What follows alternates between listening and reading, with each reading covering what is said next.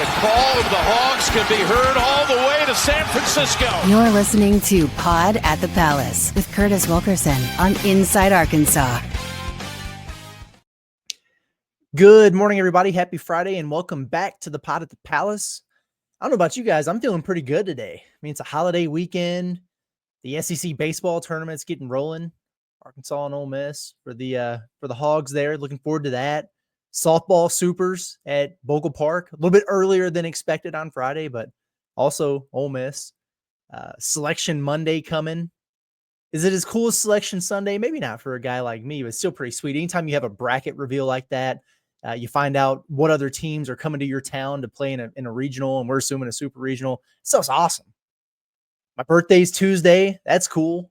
The NBA draft withdrawal deadline is Wednesday. That's even cooler. So a lot of good things coming soon. You know, even though it was another relatively quiet day on the basketball front, although we've got some things to talk about here today, things are looking up. So I'm excited, man. I'm feeling good. Before we get rolling too far today, I do want to just take a couple minutes to throw out one more reminder to all those parents out there. If you're looking for ways to keep your child entertained, give them an awesome experience this summer, you got to look into the Arkansas basketball camps, the Coach Cal camps. They've got a lot going on, and it's coming up here real soon, starting early in June. Now, if you can't make it to Fayetteville, you know, if you live out of town but you're in the area, they have a bunch of satellite camps within a 100-mile radius of Fayetteville. They're in Lincoln, June 2nd. They're in Van Buren, June 3rd. Eureka Springs, June 4th. Harrison, June 4th. Bentonville West, June 5th. Siloam Springs, June 5th. Alma, June 9th. Russellville, June 10th. So they're all over the place. Get out there and check it out. They're coming to you. It's pretty cool, you know. Cal stays out there. He signs a bunch of autographs and takes pictures with everybody. It's really neat. They've got the father-son and the father-daughter camps. The father-daughter is on June the 7th there in Fayetteville. The father-son is June 13th and June 14th. I can't wait till I'm able to get in on that. That's going to be awesome. And not only is it really, really cool for your kid, and, you know, it's a great experience for you to be able to share with them. You know, selfishly, I'm thinking of it saying, I can go in there and get some shots up in Bud Walton Arena. You kidding me? Sounds like a lot of fun to me. So check it out. If it fits for you, CoachCalipariCamps.com. That's where you go. You can get registered for any single one of those, CoachCalipariCamps.com. I think it would be a really good time, and want to throw that back out there because, shoot, we're 10 or so days away from those things getting rolling. You got to get signed up or there won't be any spots left. So there you have it. Hey, we're brought to you today, you know, as we are every Friday, by our friends over at HD Roofing and Construction. They're busy, man. I mean, the storms here have been absolutely crazy, scary stuff. Hope everybody's doing all right. And they've been busy taking care of some roofing issues that have been just ravaging our state, frankly, whether it's from hail or the straight line wind damage or the tornadoes, God forbid. They can take care of you. And when it hits you unexpectedly, you need to figure something out. You need to figure it out fast. And they're getting to you quick, even though they're overwhelmed with business right now. Hit them up. Contact HD Roofing. You can count on them. Professionalism, top quality materials, expert installation, great customer service. They'll come out there and hook you up with a free inspection as well. Give them a call, 501-428-0429, or check out their website, hdarkansas.com. And also a shout out to our other Friday sponsor, Basis Health. We know that they're changing the way healthcare is delivered by coming straight to you. They'll come to your house, come to the crib, those mobile medical visits. Doctor will come to you for urgent care, primary care, IV hydration, and more. They've got you covered. Check them out, basishealth.org. Today. Okay. Let's talk some hoops here. We've kind of got the same setup as we did yesterday. We've got some notes that we'll get to from the current events, and then we'll hop into kind of the topic of the day type of situation. We just talked about our sponsors. Our daily set and weight update is brought to you by Carter Knox and Adou Thiero, right? I mean, that's what we're just all sitting around here waiting for. Nothing new by way of announcement. But I do have an interesting excerpt from Jeff Borzello over at ESPN, then an extra little nugget that I want to share with you guys to piggyback off of that. So let me pull this up from Borzello, who had a good column on ESPN.com today about just the most impactful stay or go decisions remaining for college basketball, and Carter and Adou were mentioned there together. There we go. So I'll read it for those listening at home. He says, initially, it looked as if John Calipari and Arkansas were just waiting on Knox. When Calipari released a social media video with a breakdown of the Razorbacks 25-26 roster, he referenced Knox testing the NBA draft waters, and there was no mention of Thiero, who had entered the draft but showed no indication of a possible return. While Knox was unsurprisingly 50-50 when asked about his stay or go decision at the Combine, Thiero raised some eyebrows by saying the door is not completely shut on a return. Thiero was number 34 in ESPN's mock draft, while Knox isn't projected to be drafted. Both returning to Fayetteville would give Calipari incredible lineup versatility, and even just one of them returning would likely be enough to put Arkansas in the preseason top 10. So there you have it. Now, nothing groundbreaking there, right? I mean, nothing that we didn't really already know or haven't talked about, but it is another national college basketball analyst who's also taken notice of the Thiero buzz here in recent days. Take that how you wish. For what it's worth, what he said, like, I think if Arkansas gets both of them back, they're a top 5 team. There's zero doubt in my mind about that.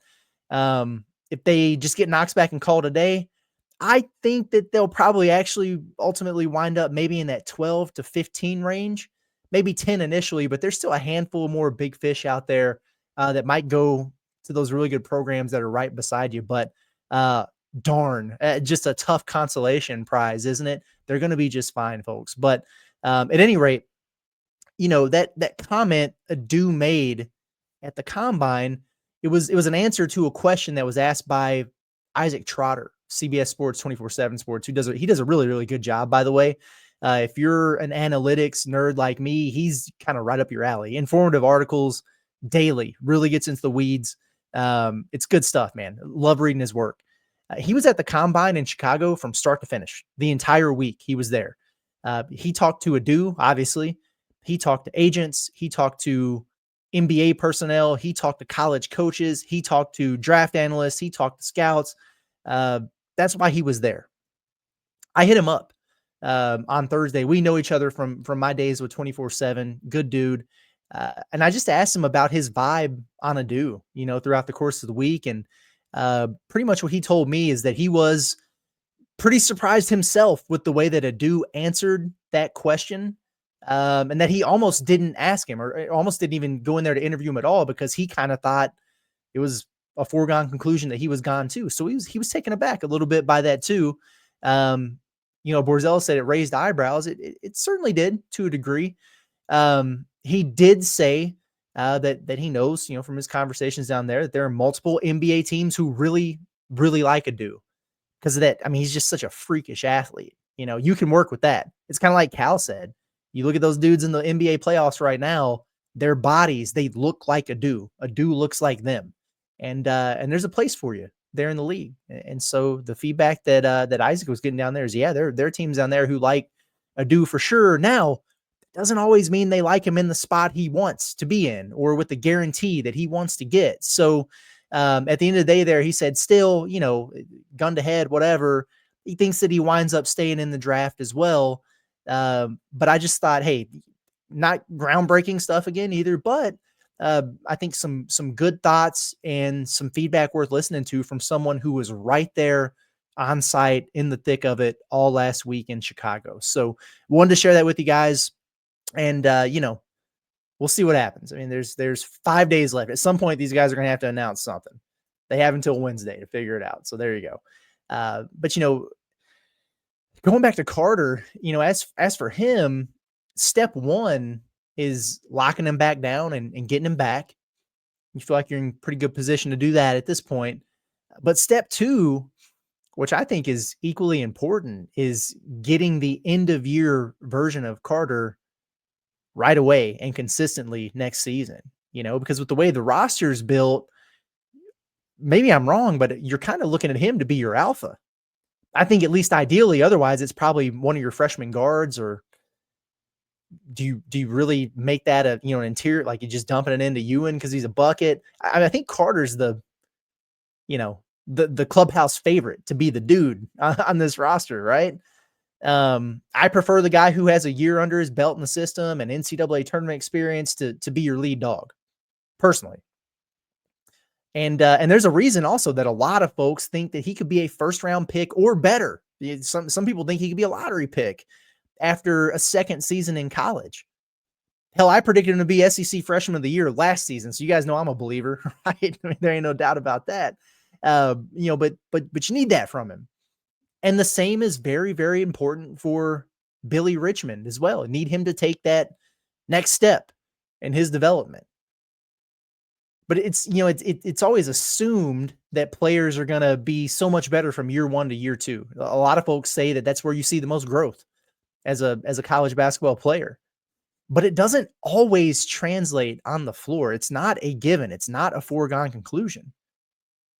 You can have a sophomore jump, but we've also seen the sophomore slump right before our eyes.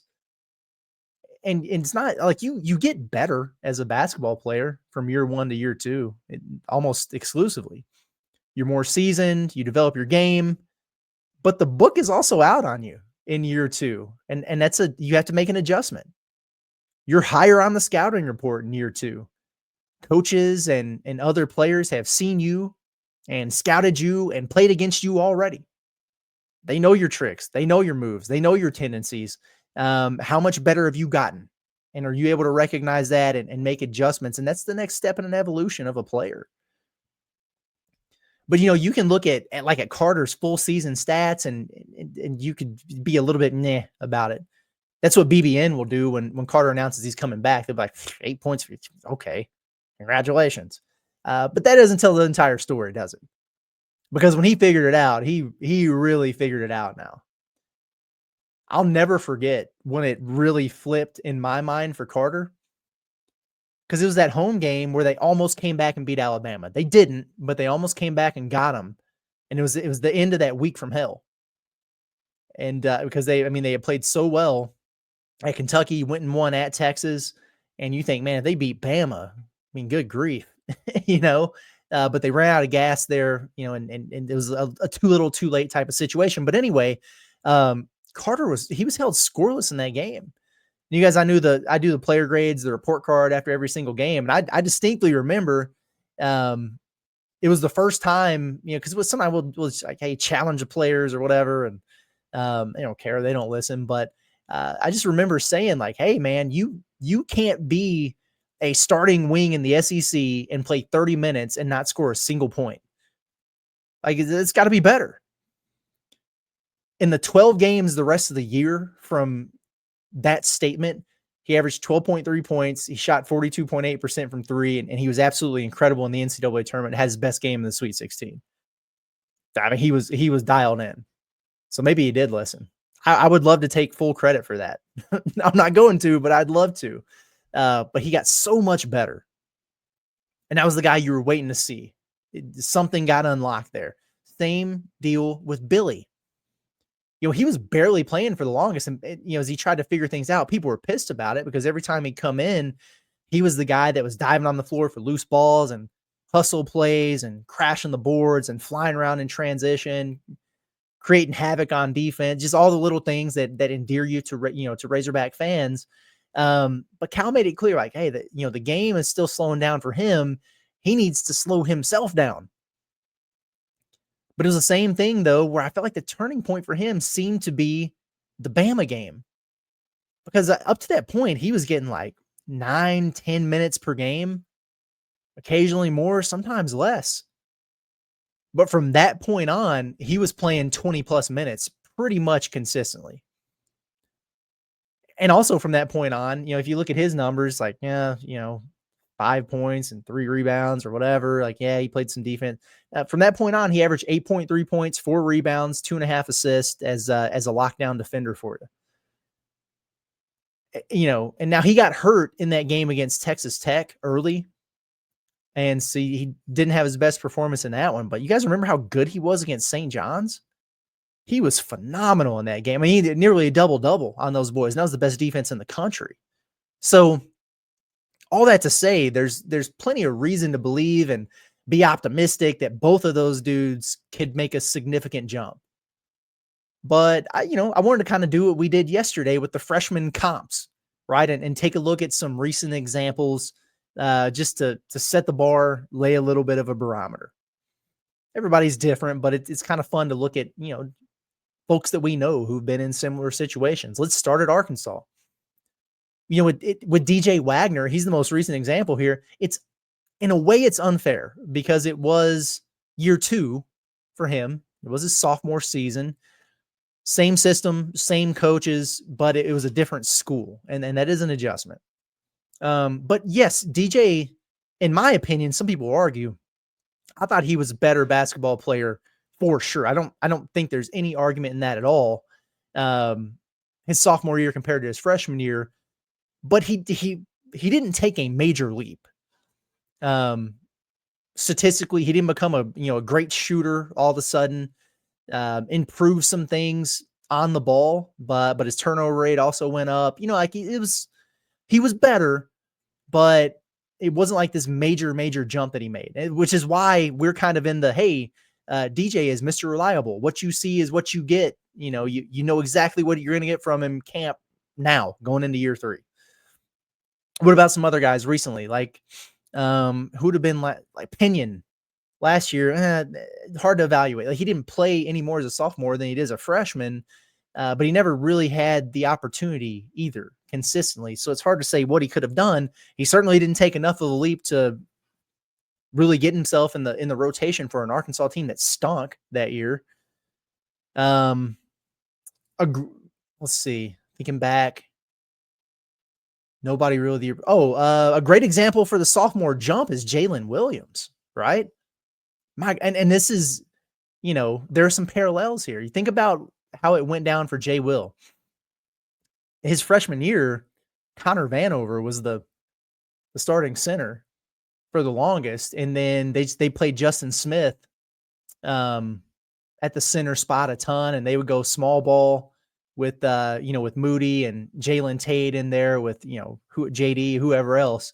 But he came on strong late in his freshman season. In fact, it was right after the game against Colgate in the NCAA tournament where Muss was kind of finally like, you know what, we're putting Jay Will on the starting lineup. This is just what we're gonna do. But then good grief, he wound up as a star as a sophomore and turned himself into a draft pick. Like, that's what you're looking for and hoping for with these guys. Now, the flip side of that, in fairness, is Devo Davis. Because we all thought after the way he kind of burst onto the scene as a freshman in SEC play, his NCAA tournament run and his showings there, that he was really, really about to pop off. Like, I remember he was getting, Jonathan Gavoni tweets about, look out for him, rising sophomore, keep an eye on him for draft boards or whatever. And he actually averaged fewer points per game on a significantly lower field goal percentage with less rebounds, more assists, in fairness, his sophomore season compared to his freshman year. It was his junior year in the second half where he kind of found it. Remember, he shot 40 some odd % from 3, in SEC play and everything. And, had all that. He had the crazy game against Kansas, and then he kind of just completely fell off the map after that. But sophomore year, Isaiah Joe, he would, it's interesting because his sophomore year, he was down in his shooting percentages from the field from 3, still had a lot of volume. He was still really good overall, but he also had that injury that it cost him 5 games. So not only was he playing injured for a little bit there, he wasn't quite like, it took him a little bit of time to shake off the rust and get fully back up to speed when he came back. So that's factored in. And he had a new coach, right? That he was playing under as well. Went from Mike to Muss there. Speaking of Mike to Muss, like Desi Sills, he was one that came on pretty strong towards the end of Mike's last season there. You thought by the end of that year, like, hey, they might have something here with Desi Lucky Lefty. But and he definitely took a step forward as a sophomore under Muss. He hit nearly 53s, and he actually had a really good sophomore season. So that would count as a guy who showed significant progress from year 1 to year 2. What about some of the sophomore guys for Cal in recent years? DJ being the most recent example. We just talked about him. Adou is an interesting one. He was better in his sophomore season than what his freshman year, but his breakout was really year 3. I think about like Ugana Onyenso. He really didn't make a ton of progress there. Damian Collins didn't make a ton of progress from freshman year to sophomore year. Wound up transferring due to some family matters. Trying to think off the top here. Jacob Toppin, he really didn't figure it out until year 3. Going back to like 2020-ish. Ashton Hagens was better as a sophomore. Emmanuel Quickly for sure. That's a good one. He was really good, I thought, his sophomore year. EJ Montgomery, yeah, a little bit, not really a breakout, but he was definitely more impactful in sophomore year. But with Cal, a lot of his impact guys have been one and done. Like he brings in freshmen, he expects them to be out of there in a year. So this is interesting, this retention aspect for him. So I'm going to be kind of fascinated to see how it goes. There haven't been that many who made the impact that Carter did, for example, as a freshman and ran it back. So in some ways, it's a little different for him. We could probably go back to Tyler. I mean, Tyler Ulis was there for a while. Perfect example. Tyler Ulis needs to be the guy that's in the ear of these boys. And the interesting thing about Cal is he's actually had quite a bit of success with second-year transfers, actually. But anyway, and I was thinking about the SEC, and like there are 2 guys from the SEC last season that really jumped out at me for having strong freshman years and then being maybe even better the next. Josh Hubbard at Mississippi State is one. He's going to be back this coming season, by the way. And Colin Murray Boyles. I mean, I remember him as a freshman last year, and he went from a for sure draft pick and maybe a first round guy to he's a lottery lock after his sophomore year. So could that be the path for Carter Knox, perhaps? I don't know. So again, we don't want to put the cart before the horse too much. I get it. Got to lock down Carter first and make that official. Otherwise, we'll be back in like full throttle portal season mode. But if you do, then all eyes are on him and downhill Bill taking a leap for the Hogs next season. Anything else before we need to get out of here? Trying to think of anything else. Shout out to Will Wade, American Gangster. Went out there and got Darian Williams. It felt like Kansas was a front runner for a long time with Darian Williams. We all remember him. He was the guy who killed us for Texas Tech there. And, Will Wade gets involved and Will Wade gets his guy, and he did it quick. He didn't hurry. I mean, he just announced that he was withdrawn from the draft a couple of days ago, and he's already got him locked up there. So I wonder what that means then for NC State. Are they done now? Do they have enough money to go out and get PJ Haggerty? I know Kansas State's making a push there. If they get Haggerty to go along with Darian Williams there and the other pickups that they made, they're going to be nasty. I mean, I definitely think they're a tournament team for sure.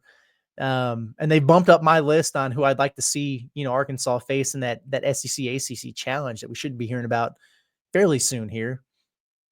I go up there and put them solidly with Carolina. Honestly, their roster is probably better than North Carolina's already. North Carolina just carries a little bit more cachet, the name brand. But man, they're going to be just as good as, in my opinion, as an opponent coming in. Is like I'd be equally happy with that as I would be Clemson, who's a perennial tournament team. I'd probably still prefer Louisville just because of the Cal factor, but at the same time, I think both teams are going to be really good. It's kind of crazy because it's not that far-fetched of a world that we could be living in where Will Wade was coaching the Razorbacks. Like if the Must thing happened 1 year later, it's very feasible that Will Wade could have been your guy. Hell, the night we found out that it was going to be Cal, sort of out of nowhere, we were all waiting on the entire argument was like, okay, they're not getting Chris Beard. Are they going to try to circle back to him? Jerome Tang, nah. The Darrell Walker thing was a courtesy interview, but it was like, all right, Chris Jans is interviewing. Boy, it seems like Buzz Williams really wants this job. Good God. Are they going to let Will Wade come back to the SEC? That's what we were all doing. I mean, I remember it, covering it as clear as day. And it was like, is Sankey going to let him back in the SEC? Does Hunter Yurachek have the balls to bring Will Wade into Arkansas? And that whole deal was just the heavy topic conversation. Then you wind up with John Calipari and you're like, oh, wow, this worked out great. Would have been crazy. He's going to kill it over there at NC State. I really think that he will. But and then shout out to Gus Argenal. He's out there recruiting at UC Riverside and trying to build a roster for his first season there. And I saw today that he signed Osiris Grady, 6'9" forward, to his roster, and immediately was like, I remember that guy. But his team from Vegas was in Bentonville. You remember they do that Hoop Hall Classic, and they had it in Bentonville, and a lot of really good teams nationally were down here, and his team was down here, and they snuck him in on a Saturday afternoon for a visit on campus. I remember, and at the time he was a 4-star and a top 100 prospect and everything, and I can't remember exactly where he was at this past season, but Gus went out there and got him, man. So that's pretty cool. Good on him, keeping tabs on the roster he puts together, and looking forward to see him making a push and getting those boys to the NCAA tournament. But that'll do it for today, folks. Appreciate everybody as always for tuning in, tapping in, rocking with us. We'll be back tomorrow. We might take Sunday off. We'll see what's going on. We might take Sunday off, give it a day for the holiday weekend. But it'll all depend. And obviously though, if there's news, if something breaks, it doesn't matter when it is, we're going live. I don't care if it's in the middle of the baseball selection show. If Carter Knox announces he's returning, we're going live. All right. We're going to figure it out. So be on the lookout for all that stuff. But thank you guys. Appreciate you. Hope you all enjoy your weekend. Enjoy a little bit of Arkansas baseball and softball.